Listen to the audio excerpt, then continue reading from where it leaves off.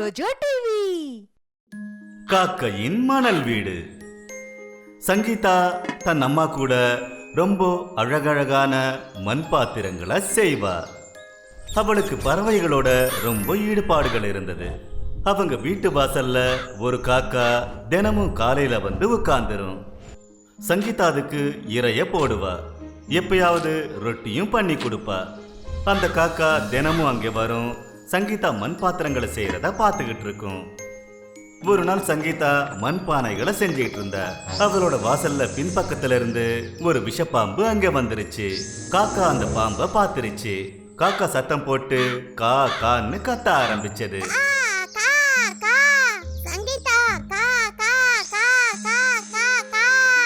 விடாம சத்தம் போட்டுக்கிட்டு இருந்ததால சங்கீதாவோட கவனம் காக்கா மேல பட்டுச்சு. அவ அந்த பானைகளை செய்யறத விட்டுட்டு அது இருக்கிற மரத்துக்கிட்ட அவ போனா. என்ன விஷயம்? எதுக்காக இப்படி சத்தம் போடுற? நீ எப்பவும் இந்த மாதிரி சத்தம் போடவே மாட்டியே. ஏதாவது சொல்ல ஆசைப்படுறியா? சரி, உனக்கு தண்ணி வேணுமா? இரு கொண்டு வர. சங்கீதா தண்ணி எடுக்க போகிறதுக்காக திரும்பி பார்த்த போது அவளுக்கு பின்னாடி ஒரு பெரிய விஷப்பாம்பு இருக்கிறத பார்த்து சத்தம் போட ஆரம்பிச்சா. அவளுடைய சத்தத்தை கேட்டு பக்கத்து வீட்டு மாமா அங்கே ஓடி வந்தாரு. அப்புறம் அவரு அந்த பாம்பை அங்கிருந்து விரட்டி விட்டாரு. ஐயோ ராமா, இன்னைக்கு இந்த பாம்பு என் உயிரை எடுத்திருக்கோம். ஏ காக்கா, நீ என் உயிரை காப்பாத்திருக்க. அப்படின்னா இனிமே நாம 2 பேரும் நண்பர்கள். காக்காக்கு ரொம்ப சந்தோஷமாயிடுச்சு. அதுக்கு புது ஃப்ரெண்ட்ஷிப் வேற கிடைச்சிச்சு. அப்புறம் அது தன்னோட ஃப்ரெண்டோட உயிரை வேற காப்பாத்திச்சு. அப்புறம் மறுநாள்ல இருந்து சங்கீதா ரொம்ப அற்புதமான களிமண்ல வீட்டை கட்டி காக்கா கிட்ட காட்டினா. இங்க பாத்தியா, இத நான் உனக்காக தான் செஞ்சேன். அப்புறம் நீ இந்த வீட்லயே இரு. உன்னோட குடும்பத்தையும் இங்கேயே கூட்டிட்டு வந்துரு. ஏன் கூட இருங்க. அப்புறம் உங்களோட உணவை பத்தி கொஞ்சம் கூட கவலைப்பட வேண்டாம். நான் ரொட்டி பண்ணும்போது உனக்கும் சேர்த்து 2 ரொட்டி கண்டிப்பா பண்றேன். சொல்லு, நீ என்ன சொல்ற? காக்கா சைகையில சொல்லுச்சு. சங்கீதா சொன்னதுக்கு சரின்னு தலையாட்டிச்சு. சங்கீதா ஒரு விசுவாசமான பறவை, ஒரு நல்ல நண்பன் கிடைச்சதால அவ ரொம்ப சந்தோஷமா இருந்தா. அவ ஒரு மண் வீடை கட்டினா. அப்புறம் காக்காவுக்காக ஒரு சின்ன மேடை மேல வச்சுட்டா. இப்ப காக்காக்குன்னு சொந்தமா ஒரு மண் வீடு இருந்தது. ரொம்பவே பாசத்தோட 2 நண்பர்களும் ஒன்னா இருந்தாங்க. அம்மா, மண் பாத்திரங்கள் செய்யறதுக்கு இப்ப எனக்கு ரொம்ப ஆசையா இருக்கு. காலையில சாயந்தரம் காக்கா கிட்ட பேசிட்டு இருக்கேன். அப்புறம் ரொம்ப அழகழகான மண் பாத்திரங்களை செஞ்சிட்டு இருக்கேன். இங்க பாருங்க, நான் புதுசா இன்னொரு பானை செஞ்சிட்டு இருக்கேன். அதுல காக்காவோட வரைபடமும் இருக்கு. அடேங்கப்பா, ரொம்ப நல்லா இருக்கு, ரொம்ப நல்லா இருக்கு. ஒரு நாள் கழுகுக்கு சாப்பிடுறதுக்கு எதுவுமே கிடைக்கல. அது அங்க இங்கன்னு காடு முழுக்க சுத்தி வந்துருச்சு. ஆனா சாப்பிடுறதுக்கு அதுக்கு எந்த ஒரு ஜீவனும் கிடைக்கல. அது மனசுல என்ன நினைச்சதுன்னா, என்னடா கொடுமை இது, 4 நாளா நானும் சுத்தி வரேன், அடிப்பட்ட எந்த ஒரு உயிரினமும் கிடைக்கல, வாட்ட சாட்டமான ஒரு உயிரினமும் கிடைக்கல. ஆனா இதுங்களுக்கெல்லாம் என்ன ஆச்சுன்னே தெரியலையே. அநேகமா ஏதாவது ஒரு பிளான் பண்ணணும். பறந்துகிட்டு இருக்கும்போது கழுகுக்கு ஒரு மீனும் தவளையும் தெரிஞ்சது. அவங்க 2 பேரும் நல்ல நண்பர்கள். கழுகு தன்னோட உடம்புல தங்க நிறத்தை பூசிக்கிச்சு. அப்புறம் அது தண்ணி கிட்ட வந்து உட்கார்ந்தது. அது தண்ணிய குடிச்சுக்கிட்டே தவளை கிட்ட என்ன சொல்லிச்சுன்னா, வாவ், ஆனந்தமா இருக்கு. தவளை கழுகு கிட்ட கேட்டுச்சு, உனக்கு ரொம்ப தாகமா இருந்துச்சா? அதனால தான் இப்படி சொல்றியா? தாகமா தான் இருந்தது. ஆனா நல்ல பசியும் எடுக்குது. அப்புறம் நான் என்ன யோசிக்கிறேன்னா, இனிமே என்ன ஒரு கஷ்டம் இருக்கு. நான் ரொம்ப சீக்கிரத்துல என்னோட கடைசி நிலைய போய் அடைய போறேன். கடைசி நிலையா? அது என்னது? தவளை கழுகு கிட்ட கேட்டுச்சு. உனக்கு தெரியலையா? என்னுடைய உடம்பு தங்க நிறத்துல இருக்கு. நான் ஒன்னும் சாதாரண கழுகு இல்ல, தங்க மாய கழுகு. எந்த உயிரினத்தை நான் சாப்பிடுறேனோ அது அடுத்த நிமிஷமே மனுஷனா மாறிடும். அப்புறம் ஒரு பெரிய ராஜாவா அது மாறிடும். அப்படியா? இத விஷயமா? அப்ப நீ என்ன சாப்பிடுடு? 2 பேரும் பேசினத மீன் கேட்டுடுச்சு. அப்புறம் அந்த மீன் வந்து தவளை கிட்ட சொல்லுச்சு, இங்க பாரு, நான் உன்கிட்ட கொஞ்சம் தனியா பேசணும். ஆனா நான் வந்து என்ன பலி கொடுக்க போறேன். அதுக்கப்புறமா நான் மனுஷனா மாறிடுவேன். அதுக்கப்புறம் நான் உன்கிட்ட பேசுறேன். இல்ல நான் இப்பவே உன்கிட்ட பேசியாகணும். ஏய் முட்டாள், நீ உன் உயிரையே கொடுக்க துணிஞ்சிட்டியா? இவ்ளோ பெரிய விஷயத்தை செய்யறதுக்கு முன்னாடி கொஞ்சம் சோதிச்சு பாரு. இந்த கழுகு உண்மையான தங்க கழுகா இல்லையான்னு. ஆனா நான் அதை எப்படி கண்டுபிடிக்கிறது? இத தள்ளி விடுவோம். இது தண்ணீர்ல விழுந்ததுக்கு அப்புறம் இதோட நேரம் மாறுதா இல்லையான்னு பாப்போம். அப்படியா? இதான் விஷயமா? அப்ப நீயே அதை பண்ணு. அது கோவப்பட்டுட போது. அப்புறம் அது என்ன மனுஷனா மாத்துறேன்னு என்கிட்ட வாக்கு கொடுத்துருக்கு. அந்த மீனோட உருவம் ரொம்பவே பெருசு. அது வேணுமுன்னே அந்த கழுக தண்ணிக்குள்ள இழுத்துச்சு.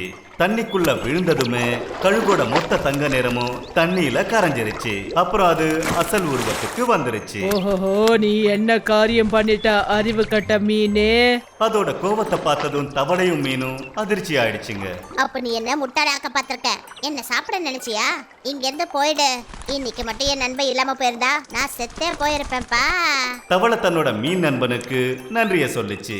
அப்புறம் கழுகு தன்னோட திட்டம் நிறைவேறாததால அங்கிருந்து திரும்பி போயிடுச்சு. ஆடு ஓநாய்க்கு தாயானது. சந்தாவோட ஆடுங்க ரொம்ப அழகா இருந்தது. அப்புறம் புத்திசாலிங்களும் கூட.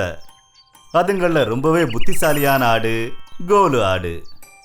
கோலு ஆட்டுக்கு 2 குட்டி குட்டி ஆடுங்க இருந்தது.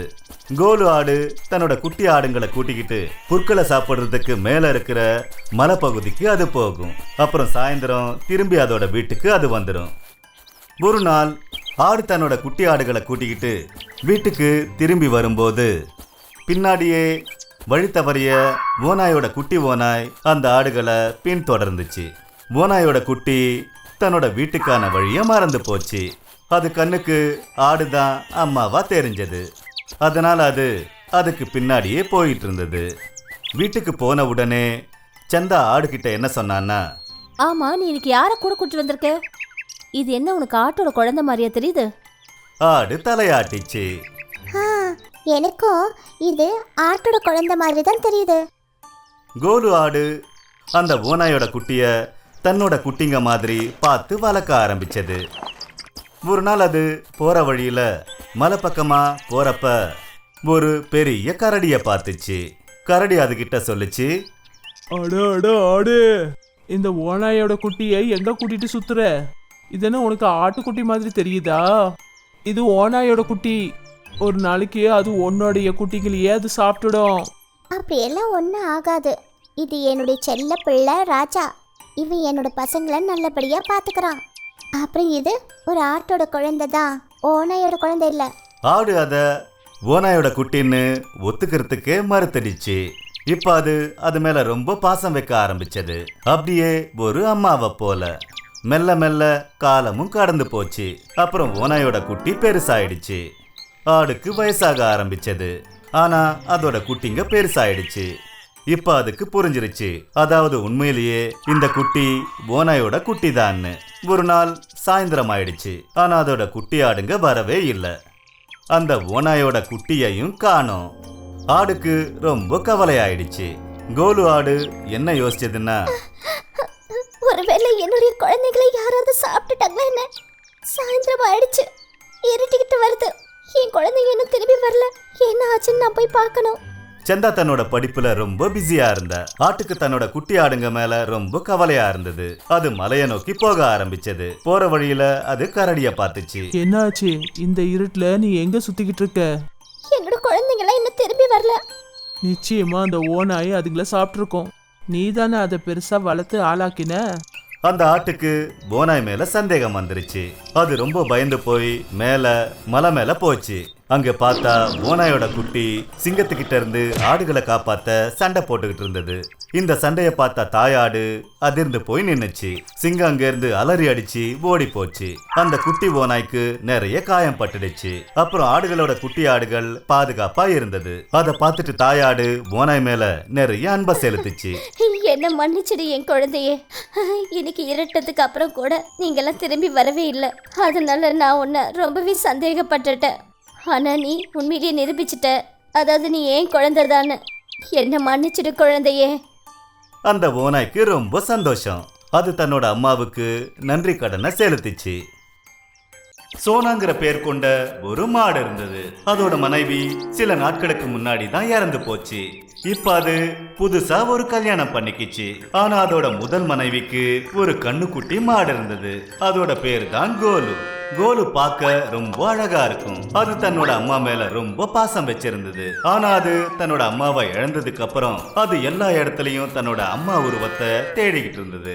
ஆனா அதுக்கு இன்னொரு அம்மா வந்த காரணத்தால அவங்க அம்மா கோலு மேல பாசத்தை காட்டின அளவுக்கு இன்னொரு அம்மாவால காட்ட முடியல. அப்புறம் சோனா மாடும் ரொம்பவே பிஸியா இருந்தது. அது தன்னோட குழந்தை மேல கொஞ்சம் கூட கவனத்தை செலுத்தல.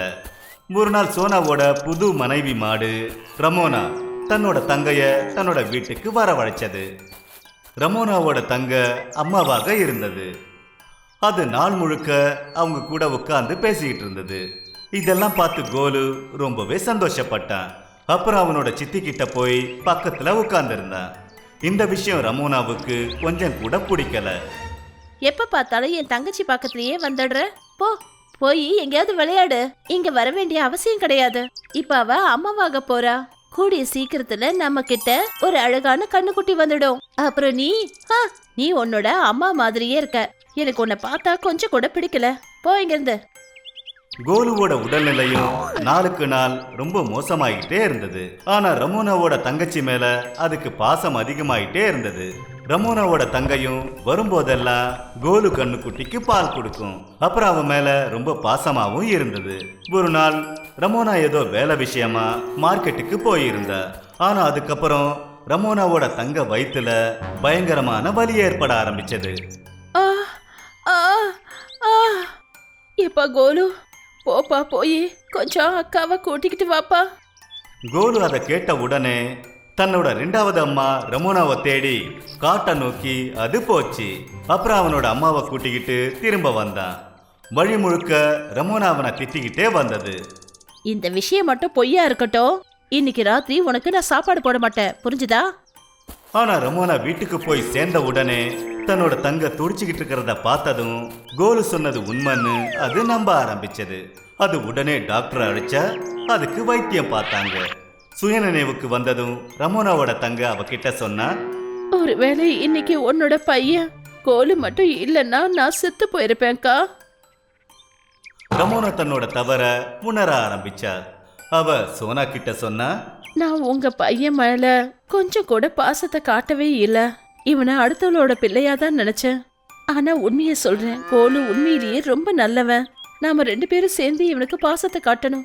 அவனோட அம்மா அவனுக்கு கொடுத்த பாசத்தை நாம கொடுக்கணும். இப்ப சோனா அப்புறம் அவங்களோட சேர்த்து கோலுவும் ரொம்ப சந்தோஷமா இருக்க ஆரம்பிச்சான். 2 தலைகள் கொண்ட சிங்கம். காட்டுக்குள்ள வேட்டையாடுறதுக்கு ஆட்கள் வரது தினமும் வழக்கமா போயிடுச்சு. இந்த விஷயத்தினால பெண் சிங்கத்துக்கு ரொம்பவே கவலை ஆயிடுச்சு.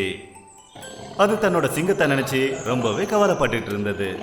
அதுக்கு ராஜா சிங்கத்தை பிடிச்சுக்கிட்டு போன மாதிரி இந்த சிங்கத்தையும் பிடிச்சு நகரத்துக்கு கொண்டு போக கூடாதுன்னு கவலை இருந்தது. ஒரு நாள் அம்மா பெண் சிங்கம் தன்னோட குட்டி சிங்கத்துக்கிட்ட என்ன சொன்னாங்கன்னா, இங்க பாருடா கண்ணா, நீ ஒரு சிங்கத்தோட வாரிசு. தயவு செஞ்சு நீ இந்த விஷயத்தை கொஞ்சம் புரிஞ்சுக்கணும். இந்த காடு நாளைக்கு உன் தலையில ஒரு பெரிய பொறுப்பா இருக்க போகுதுப்பா கண்ணா. உன்னுடைய அப்பா என்னடான்னா யார்கிட்டயும் எதுவும் சொல்லாம எங்கன்னு தெரியல காணாம போயிட்டாரு. நிச்சயமா இந்த வேலையை யாரோ ஒரு வேட்டைக்காரன் தான் செஞ்சிருக்கணும்னு நான் நினைக்கிறேன். இனிமே நான் நீ இல்லாம வாழ்க்கையை எப்படிப்பா ஓட்டுறது? அப்படி நீயும் இதே மாதிரி தினமும் காலையில போயிட்டு விளையாடிட்டு சாயங்காலம் வந்தினா எனக்கு எவ்வளோ கவலையா இருக்கும்னு நீ கொஞ்சமாவது யோசிச்சு பாத்தியாப்பா? அம்மா சிங்கம் சொன்னதை கேட்டுட்டு பையன் சிங்கம் என்ன சொல்லுச்சுன்னா, ஆனா அம்மா, நீங்க கவலைப்பட வேண்டிய அவசியமே கிடையாது. ஏன்னா நான் ஒரு சிங்கம். எனக்கு போட்டியா யாராலையும் எதுவும் பண்ண முடியாது. அப்புறம் கூடிய சீக்கிரத்துல நான் பெரியவன் ஆயிடுவேன். ஆனா கண்ணா, நான் சொல்ற விஷயங்களை நீ ஏன் புரிஞ்சுக்க மாட்டேங்கிற? நான் என்ன பண்ணுவேன்? நான் சொல்ற விஷயங்களை நீ புரிஞ்சிக்கவே மாட்டேங்கிற. இதே மாதிரி தினமும் இந்த காட்டை நாள் முழுக்க சுத்தி வந்துகிட்டே இருந்தீன்னா நிச்சயமா ஏதாவது ஒரு வேட்டைக்காரன் உன்னை தூக்கிட்டு போயிடுவான். அம்மா சிங்கம் ரொம்பவே கவலையில இருந்தது. ஒரு நாள் தன்னோட பையன் சிங்கத்துக்காக அது ஒரு போலியான சிங்க முகமூடிய பண்ணிச்சு. அம்மா சிங்கத்தோட பிள்ளை அந்த முகமுடிய பார்த்ததும் அவங்க அம்மா கிட்ட கேட்டுச்சு. அம்மா, என்னது இது? நான் சொல்றத நீ கேட்கவே மாட்டேங்கிற. அதான் இதுக்கு ஏதாவது ஒரு வழி பண்ணணும்னு யோசிச்சேன். இப்ப இந்த தலைய நீ மாட்டிக்க. உன்னை பாக்குறவங்க எல்லாரும் உனக்கு 2 தலைகள் இருக்கு, அப்புறம் 4 கண்கள் இருக்குன்னு நினைச்சுப்பாங்க. அப்படி ஒருவேளை நீ யாரையாவது பார்த்தனா, அது வேட்டைக்காரனா இருந்தாலும் சரி இல்ல வேற யாராவது இருந்தாலும் சரி, அவங்கள நீ உயிரோட விட மாட்டேன்னு நினைச்சுக்கிட்டு அவங்க எல்லாம் பயந்து போய் எந்த ஒரு வேட்டைக்காரனும் உன் பக்கத்துல கூட நெருங்க மாட்டான். அடேங்க அப்பா, அம்மா, நீங்க சூப்பரான ஐடியா பண்ணிருக்கீங்க. இனிமே நான் விளையாட போலாம்ல? தாராளமா போ. புத்திசாலியான ரொம்ப யோசனை கொண்ட அந்த பெண் சிங்கம் ரொம்ப அழகான திட்டத்தை போட்டுச்சு. அதனால அதுக்கும் கவலை இல்லாம போச்சு. அப்புறம் அதோட பிள்ளை சிங்கமும் ரொம்ப சந்தோஷமா இருந்தது. இப்ப அந்த காடு முழுக்க ரொம்ப தூரம்லாம் இந்த விஷயம் பரவிடுச்சு. அதாவது 2 தலை கொண்ட ஒரு சிங்கம் இருக்குன்னு. அப்புறம் அந்த இடத்துக்கு போறது பெரிய ஆபத்துன்னு தெரிஞ்சிருச்சு. அதுக்கப்புறம் வேட்டைக்காரன் என்ன அந்த இடத்துக்கு வேறொரு சிங்கம் வரக்கூட பயப்பட ஆரம்பிச்சிருச்சு. அப்புறம் இதே போல அந்த காட்டுவாசிங்க எல்லாம் ரொம்ப சந்தோஷத்தோட கவலை இல்லாம வாழ்க்கைய வாழ ஆரம்பிச்சதுங்க.